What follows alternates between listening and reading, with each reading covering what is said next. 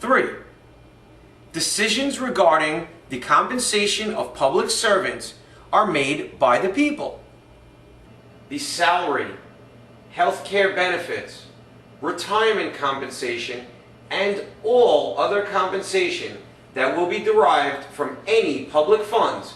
and transferred to the elected representatives of the people of the United States of America, the President notwithstanding, shall henceforth be regulated and set by the voting public.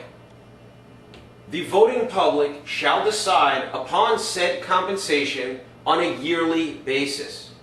The people, by way of written ballot, of which they shall each receive a tangible copy that will be considered for all purposes to be valid legal proof of the actual vote they cast, should the event ever come to pass that the results of said vote are considered by a majority of the voting public to be incorrect,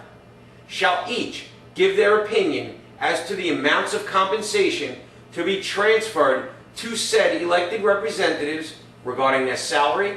health care benefits, retirement compensation, and all other compensation that will be derived from any public funds for the following year. Once they have been quickly and accurately calculated, the averaged high, middle, and low amounts as totaled in each state, as they pertain to compensation of elected state and or local officials by the public of each state, and as totaled nationwide as they pertain to the compensation of elected federal officials by the public of the entire nation, shall each be presented to the voting public in newspapers as outlined in Section 1 of this document, and on the Internet within 24 hours. And within 30 days of that presentation, said total amounts shall be voted on by the voting public. Each amount that receives the greatest number of votes as it pertains to each particular position will be enacted as law for the next full year. It will be considered a non-pardonable crime, punishable by a minimum of 5 years spent in the general population of the nation's most dangerous prison, for anyone other than a, quote, friend, as defined in Section 6 of this document, to use any public funds to influence the opinion of the voting public as to how they should cast their vote. Any representative who shall wish to relinquish the remaining time of their elected term of public service after they learn of the levels of compensation to be voted upon in said upcoming high, middle, and low vote, should the preliminary vote have produced results that they find unacceptable,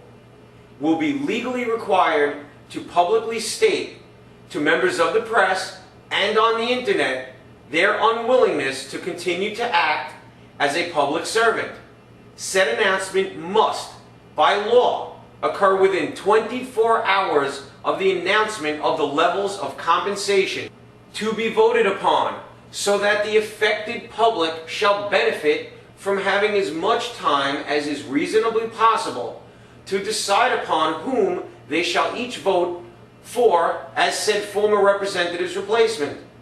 A fine of $10,000 for each day that said legally required announcement is delayed shall be legally imposed and enforced.